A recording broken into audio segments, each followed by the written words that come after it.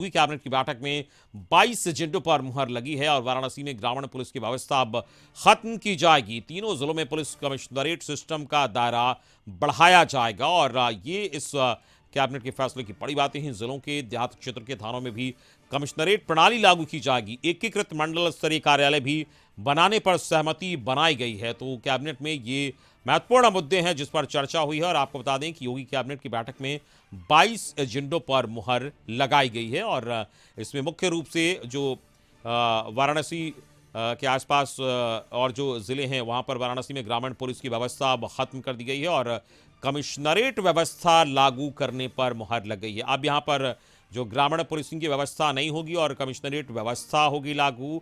और ये महत्वपूर्ण फैसला आज कैबिनेट की बैठक में हुआ है।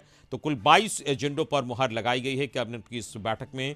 और इसमें बात करें तो 3 जिलों में जो पुलिसिंग की व्यवस्था उसमें कमिश्नरेट सिस्टम को लागू किया गया है।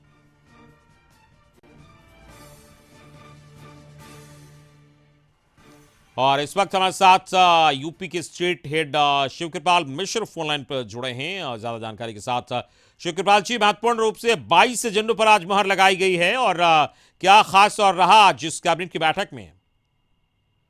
जी, आज कैबिनेट की बैठक में जिन 22 बिंदुओं पर कैबिनेट ने पास किया उस पर मुहर लगाया है, उसमें अगर हम प्रमुख रूप से देखें तो जो कमिश्नरेट पुलिस कमिश्नरेट है, ये तो है ही है कि जिसमें लखनऊ, वाराणसी, कानपुर के लगभग सभी ग्रामीण थानों को भी कमिश्नरेट से जोड़ दिया गया है। इसके अलावा अगर हम देखें तो सबसे महत्वपूर्ण इस कैबिनेट में फैसले लिए गए हैं 3 जिलों में। एक गाजियाबाद में यूनिवर्सिटी की स्थापना और एक फर्रुखाबाद में यूनिवर्सिटी की स्थापना और एक नोएडा में यूनिवर्सिटी की स्थापना। इन तीनों जिलों में मुख्य रूप से यूनिवर्सिटी एक निजी विश्वविद्यालय अधिनियम के तहत प्रस्ताव कैबिनेट के पास कर दिए गए हैं। इसके साथ ही साथ सिंचाई के लिए जो भूमि उपलब्ध कराने के संबंध में था, जो किसानों के लिए नहर वहाँ पहुंचाया जा सके, उसके लिए भूमि का अर्जन करना था, इसके लिए भी भूमि उपलब्ध कराए जाने के संबंध में भी कैबिनेट ने एक महत्वपूर्ण फैसला लिया। साथ ही अगर हम बात करें तो उत्तर प्रदेश द्वारा जो अधिसूचित उत्तर प्रदेश का डाटा सेंटर नीति है, उसमें भी संशोधन करने के लिए एक बहुत बड़ा फैसला लिया गया है, जिसमें सूचना प्रौद्योगिकी और स्टार्टअप की नीति जो 2017 थी, उसका भी अनुमोदन सरकार ने कर दिया है और मुहर कैबिनेट की लग गई है।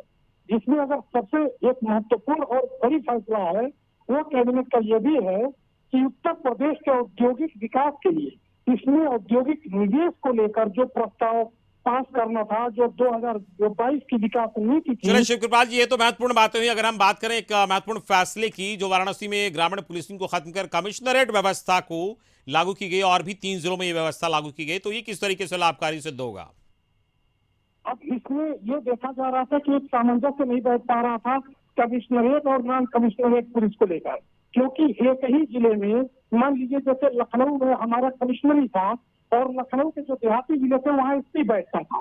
तो अब ऐसी स्थिति में जो पुलिस कमिश्नर था और जो अपराध होते थे तो पुलिस कमिश्नरी और नॉन कमिश्नरी एसपी के बीच में इतना गैप हो जाता था। एक एडीजी रैंक का कमिश्नर होता है, जबकि एसपी एक बहुत ही मतलब एडीजी के तुलनात्मक रूप से कम रैंक का होता है।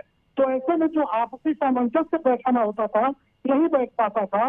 इस वजह से उस पूरे जिले के ग्रामीण थानों को भी कमिश्नरेट पुलिस में लेकर इसलिए कि अपराध की गति को और आपराधिक जो कृत्य हो रहे हैं उसको रोकने के लिए कोई दुविधा या असमंजस की स्थिति न आए, इसके लिए ग्रामीण थानों को भी कमिश्नरेट में जोड़ने का बड़ा फैसला किया गया।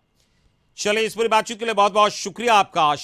शिवकृपाल मिश्र यूपी के स्टेट हेड इस वक्त हमारे साथ जुड़े थे और बता रहे थे किस तरीके से अहम निर्णय आज इस बैठक में लिए गए। यूपी कैबिनेट की इस बैठक में 22 एजेंडों पर मुहर लगी है। मुख्य रूप से जो वाराणसी में ग्रामीण पुलिस व्यवस्था है और साथ ही साथ 3 जिलों में वहां पर अब कमिश्नरेट व्यवस्था लागू होगी और चूंकि समंजस की स्थिति हो जाती थी और कम्युनिकेशन गैप ना हो, इसको लेकर यह व्यवस्था लागू की है। निश्चित तौर पर इसका लाभ आने वाले दिनों में मिलेगा।